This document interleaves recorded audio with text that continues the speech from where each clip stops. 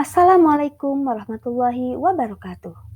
Kembali lagi di pembahasan fisika bersama saya Kamalia Alia. Di video kali ini saya akan membahas tentang usaha dan energi. Apa yang muncul dalam benak kalian saat mendengar kata usaha?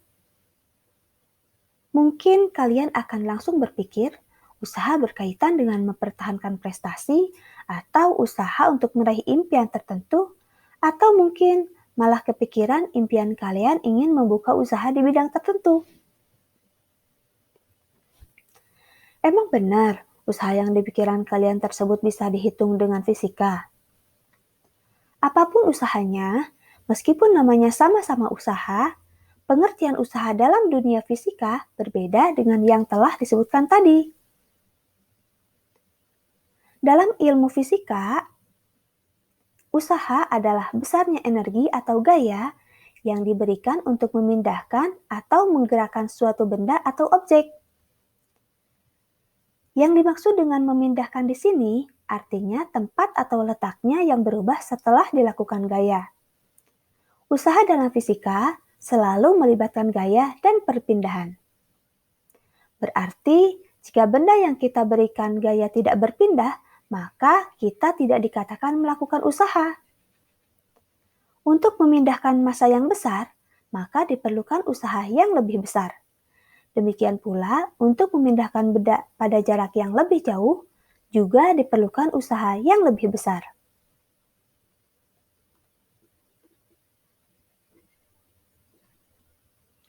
Lalu, bagaimana ya rumus usaha? Nah, jika gaya yang bekerja searah dengan perpindahannya, maka rumus yang digunakan adalah W sama dengan F kali S, di mana F adalah gaya, satuannya Newton, S perpindahan, satuannya meter, dan W adalah usaha, satuannya Newton meter atau Joule.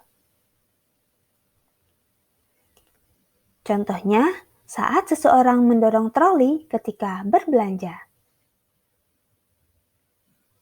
Usaha juga dapat bertanda negatif jika gaya yang bekerja berlawanan arah dengan perpindahan benda. Contohnya, seseorang yang sedang melakukan olahraga treadmill, maka nilai W akan bertanda negatif.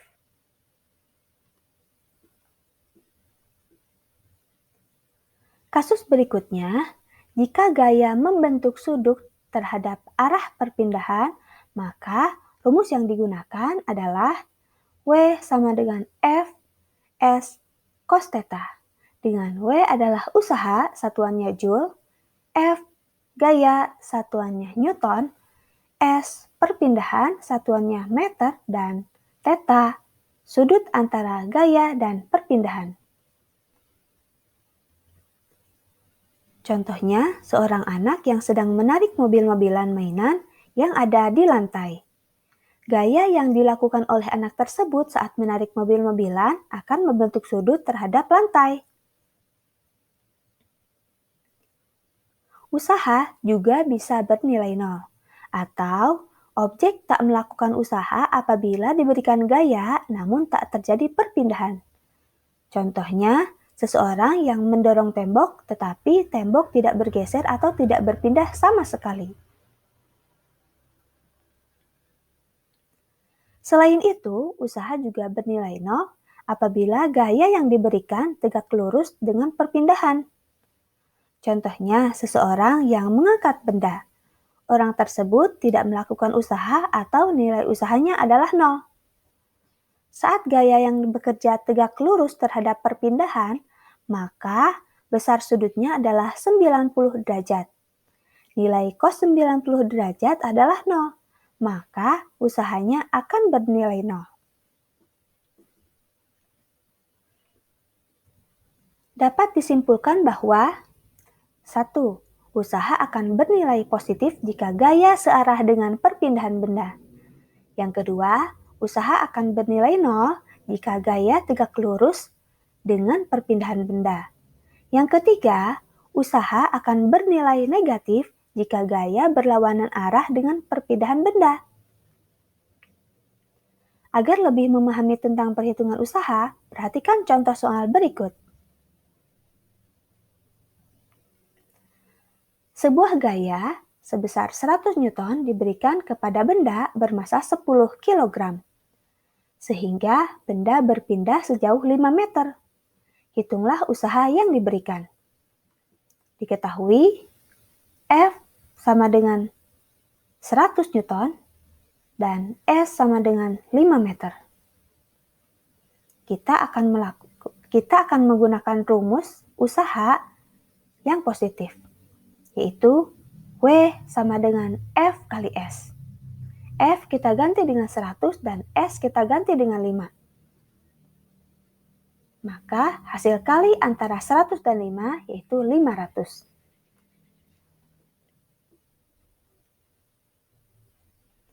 Contoh soal yang kedua. Perhatikan gambar di bawah. Sebuah benda dengan massa 4 kg berada pada bidang datar. Benda tersebut ditarik oleh gaya 50 Newton yang membentuk sudut 60 derajat terhadap bidang horizontal. Jika benda berpindah sejauh 4 meter, maka hitunglah usaha yang dilakukan oleh gaya tersebut.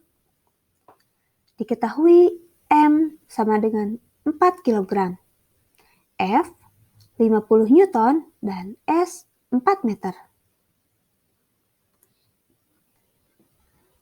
Dalam kasus ini, kita akan menggunakan rumus usaha yang ada sudutnya, yaitu W sama dengan F S cos theta.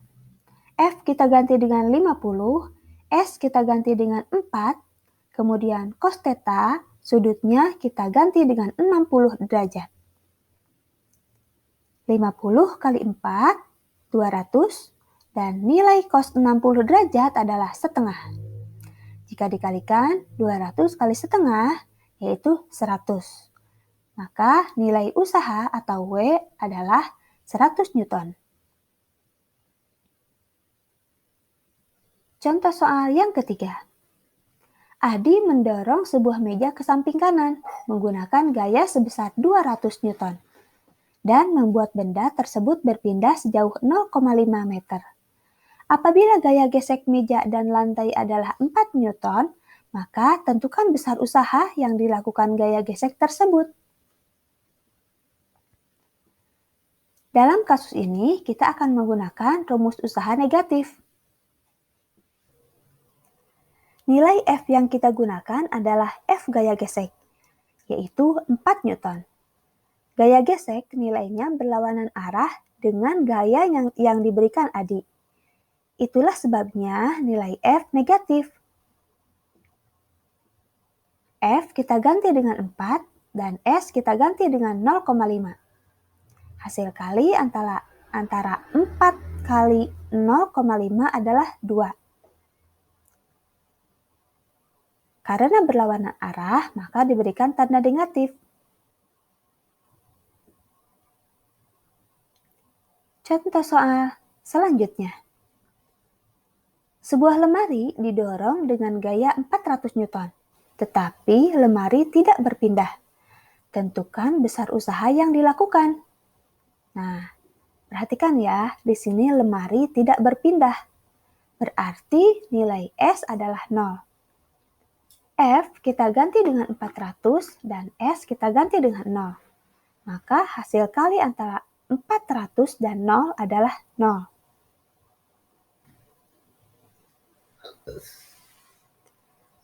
Selanjutnya, kita bahas materi energi. Usaha dan energi berhubungan erat karena usaha merupakan perubahan energi yang terjadi pada suatu benda atau objek.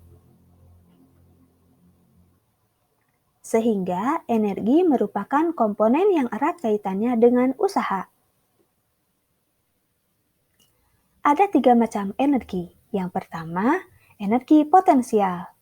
Yang kedua, energi kinetik. Dan yang ketiga, energi mekanik.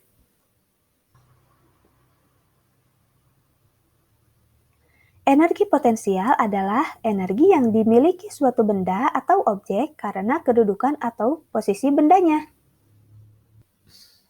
Misalnya, posisi sebuah mobil saat berada di sebuah bukit, atau posisi buah kelapa di kedudukannya. Lalu, apa sih rumus energi potensial?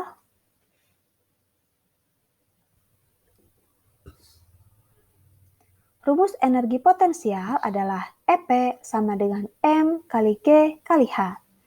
EP adalah energi potensial atau satuannya Joule, M massa benda, satuannya kilogram, G percepatan gravitasi bumi dengan nilai 9,8 meter per sekon kuadrat atau 10 meter per sekon kuadrat, dan H adalah ketinggian benda, satuannya meter.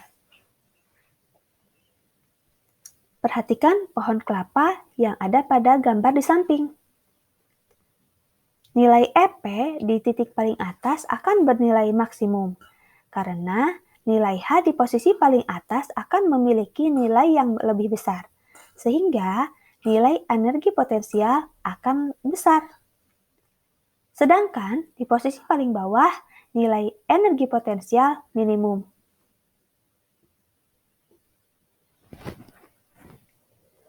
Contoh soal.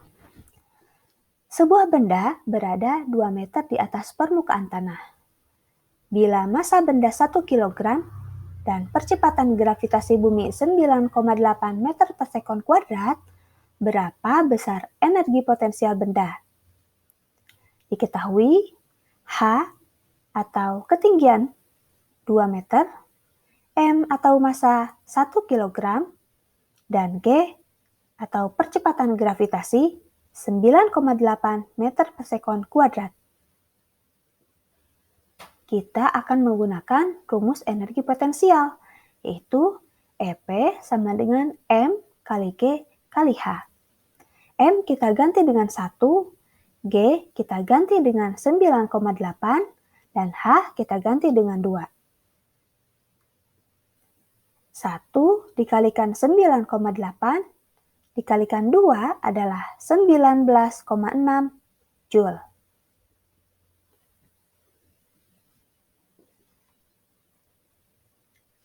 Jenis energi yang kedua adalah energi kinetik. Energi kinetik adalah energi yang dimiliki suatu benda karena benda tersebut bergerak.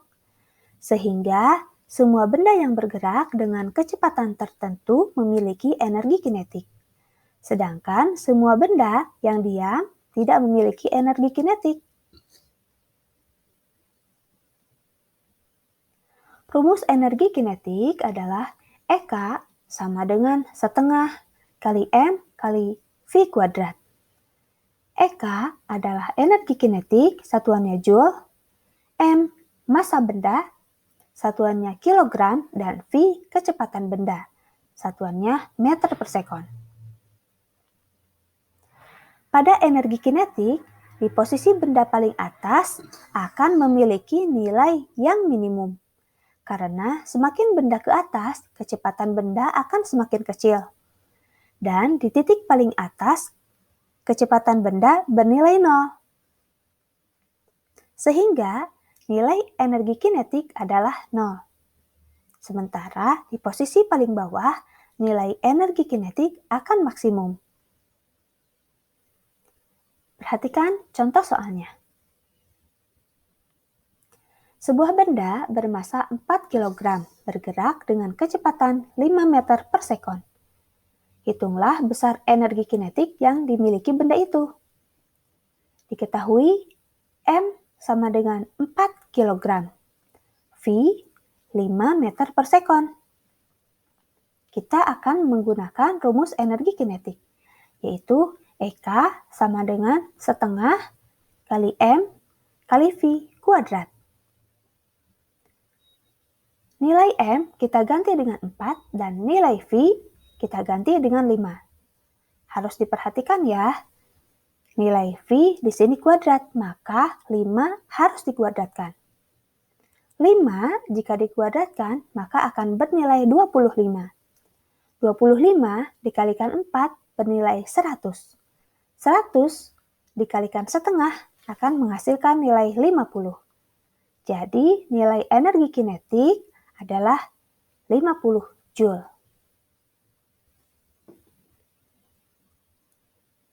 Jenis energi yang ketiga adalah energi mekanik. Energi mekanik adalah energi total yang dimiliki oleh semua benda yang bergerak dengan kecepatan tertentu sekaligus berada pada kedudukan atau posisi tertentu terhadap titik acuannya. Energi mekanik adalah penjumlahan energi potensial dan energi kinetik. Rumus energi mekanik adalah EM sama dengan EK ditambah EP. EM adalah energi mekanik, EK energi kinetik, dan EP adalah energi potensial. Dari rumus itu, bisa dilihat jika energi potensial dan energi kinetik dimiliki suatu benda bernilai besar, maka energi mekaniknya akan semakin besar.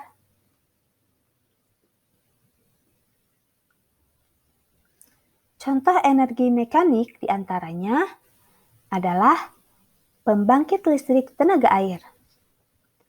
Di pembangkit listrik tenaga air, listrik dihasilkan dengan bantuan air mengalir. Pembangkit listrik tenaga air menunjukkan contoh yang sangat baik tentang penggunaan energi mekanik untuk melakukan pekerjaan. Di pembangkit listrik tenaga air, kita sering melihat pemandangan air mengalir menuruni lereng dengan kecepatan tinggi. Air yang mengalir dilemparkan dari tempat yang sangat tinggi hanya untuk mendapatkan jumlah energi yang baik, yang hadir dalam bentuk energi potensial gravitasi akibat ketinggian dan energi kinetik akibat gerak. Air yang jatuh dari lereng kemudian mengenai bilah-bilah turbin yang dipasang di dasar air terjun. Energi mekanik air memungkinkannya bekerja pada bilah-bilahnya, menghasilkan rotasi mereka. Setelah bilah bergerak, turbin mengubah energi mekanik air menjadi energi listrik. Oleh karena itu, energi mekanik memberi air kemampuan untuk bekerja pada bilah turbin. Contoh selanjutnya adalah palu. Setiap kali kita menggunakan palu, misalnya memukul paku dan mendorongnya ke dinding, kita hanya menerapkan beberapa gaya pada paku dengan bantuan palu yang menyebabkan beberapa pekerjaan harus dilakukan. Saat diam, palu tidak mengandung energi kinetik, tetapi hanya sejumlah energi potensial. Saat kita mengayunkan palu ke beberapa jarak dari paku sebelum memukulnya, energi kinetik ikut berperan. Dan kombinasi energi kinetik dan energi potensial pada palu yang disebut energi mekanik akan menyebabkan paku didorong ke dinding. Atau dapat dikatakan bahwa gaya yang diterapkan oleh palu untuk melakukan pekerjaan pada paku adalah energi mekanik, yang merupakan penjumlahan energi potensial dan kinetik.